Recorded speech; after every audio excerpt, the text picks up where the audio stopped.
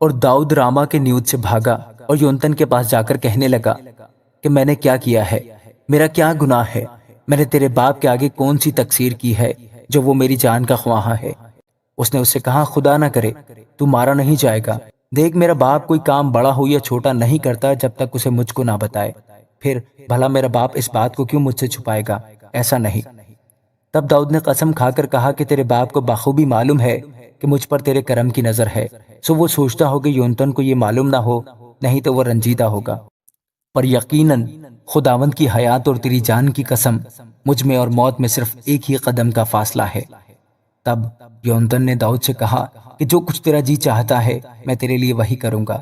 داؤد نے یونتن سے کہا کہ دیکھ کل نیا چاند ہے اور مجھے لازم ہے کہ بادشاہ کے ساتھ کھانے بیٹھوں، اور تو مجھے اجازت دے کہ میں پرسوں شام تک میدان میں چھپا رہوں۔ اگر میں تیرے باپ کو یاد آؤں تو کہنا کہ داؤد نے مجھ سے واجد ہو کر رخصت مانگی تاکہ وہ اپنے شہر بیت لحم کو جائے، اس لیے کہ وہاں سارے گھرانے کی طرف سے سالانہ قربانی ہے۔ اگر وہ کہے اچھا تو تیرے چاکر کی سلامتی ہے، پر اگر وہ غصے سے بھر جائے تو جان لینا کہ اس نے بدی کی ٹھان لی ہے۔ بس تو اپنے خادم کے ساتھ مہر سے پیش آ، کیونکہ تو نے اپنے خادم کو اپنے ساتھ خداوند کے عہد میں داخل کر لیا ہے، پر اگر مجھ میں کچھ بدی ہو تو آپ ہی مجھے قتل کر ڈال، تو مجھے اپنے باپ کے پاس کیوں پہنچائے؟ یونتن نے کہا ایسی بات کبھی نہ ہوگی، اگر مجھے علم ہوتا کہ میرے باپ کا ارادہ ہے کہ تجھ سے بدی کرے تو کیا میں تجھے خبر نہ کرتا؟ پھر داؤد نے یونتن سے کہا اگر تیرا باپ تجھے سخت جواب دے تو کون مجھے بتائے گا؟ یونتن نے داؤد سے کہا چل ہم میدان کو نکل جائیں، چنانچہ دونوں میدان کو چلے گئے۔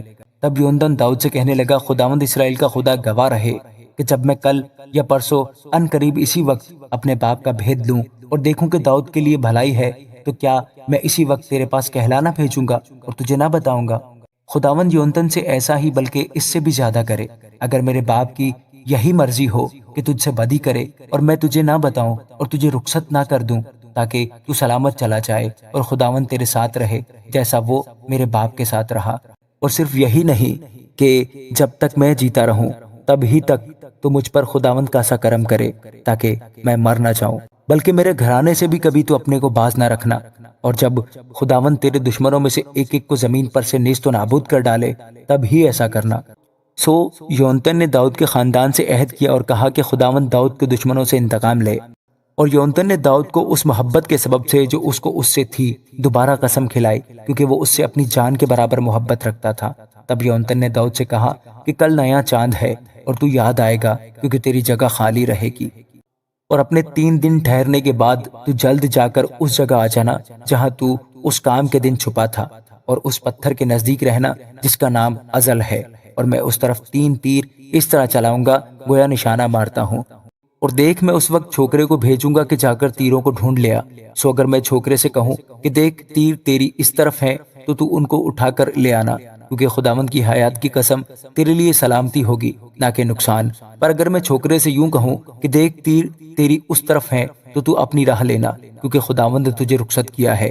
رہا وہ معاملہ جس کا چرچا تو نے اور میں نے کیا ہے، سو دیکھ خداوند ابد تک میرے اور تیرے درمیان رہے۔ بس داؤد میدان میں جا چھپا، اور جب نیا چاند ہوا تو بادشاہ کھانا کھانے بیٹھا، اور بادشاہ اپنے دستور کے موافق اپنی مسند یعنی اس مسند پر جو دیوار کے برابر تھی بیٹھا، اور یونتن کھڑا ہوا اور ابنیر ساؤل کے پہلو میں بیٹھا، اور داؤد کی جگہ خالی رہی۔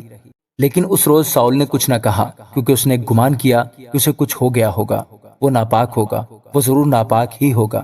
اور نئے چاند کے بعد دوسرے دن داؤد کی جگہ پھر خالی رہی۔ تب ساؤل نے اپنے بیٹے یونتن سے کہا کہ کیا سبب ہے کہ یسی کا بیٹا نہ تو کل کھانے پر آیا نہ آج آیا ہے؟ تب یونتن نے ساؤل کو جواب دیا کہ داؤد نے مجھ سے واجد ہو کر بیت لحم جانے کو رخصت مانگی۔ وہ کہنے لگا کہ میں تیری منت کرتا ہوں کہ مجھے جانے دے، کیونکہ شہر میں ہمارے گھرانے کا ذبیحہ ہے، اور میرے بھائی نے مجھے حکم کیا ہے کہ حاضر رہوں۔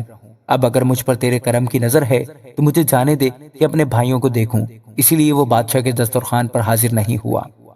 تب ساؤل کا غصہ یونتن پر بھڑکا اور اس نے اس سے کہا اے کج رفتار چنڈالن کے بیٹے، کیا میں نہیں جانتا کہ تو نے اپنی شرمندگی اور اپنی ماں کی برہنگی کی شرمندگی کے لیے یسی کے بیٹے کو چن لیا ہے؟ کیونکہ جب تک یسی کا یہ بیٹا روئے زمین پر زندہ ہے نہ تو تجھ کو قیام ہوگا نہ تیری سلطنت کو، اس لیے ابھی لوگ بھیج کر اسے میرے پاس لا، کیونکہ اس کا مرنا ضرور ہے۔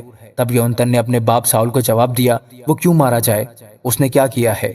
تب ساؤل نے بھالا پھینکا کہ اسے مارے۔ اس سے یونتن جان گیا کہ اس کے باپ نے داؤد کے قتل کا پورا ارادہ کیا ہے۔ سو یونتن بڑے غصہ میں دسترخوان پر سے اٹھ گیا اور مہینہ کے اس دوسرے دن کچھ کھانا نہ کھایا، کیونکہ وہ داؤد کے لیے رنجیدہ تھا، اس لیے کہ اس کے باپ نے اسے رسوا کیا۔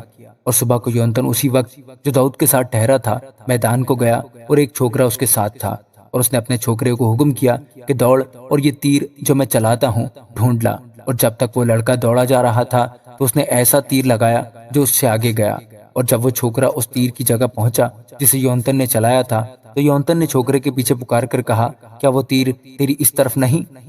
اور یونتن اس چھوکرے کے پیچھے چلایا، تیز جا، جلدی کر، ٹھہر مت۔ سو یونتن کے چھوکرے نے تیروں کو جمع کیا اور اپنے آقا کے پاس لوٹا، پر اس چھوکرے کو کچھ معلوم نہ ہوا، فقط داؤد اور یونتن ہی اس کا بھید جانتے تھے۔ پھر یونتن نے اپنے ہتھیار اس چھوکرے کو دیے اور اسے کہا، ان کو شہر کو لے جا۔ جو ہی وہ چھوکرا چلا گیا، داؤد جنوب کی طرف سے نکلا اور زمین پر اوندا ہو کر 3 بار سجدہ کیا، اور انہوں نے آپس میں ایک دوسرے کو چوما اور باہم روئے، پر داؤد بہت رویا۔ اور یونتن نے داؤد سے کہا کہ سلامت چلا جا، کیونکہ ہم دونوں نے خداوند کے نام کی قسم کھا کر کہا ہے کہ خداوند میرے اور تیرے درمیان اور میری اور تیری نسل کے درمیان ابد تک رہے۔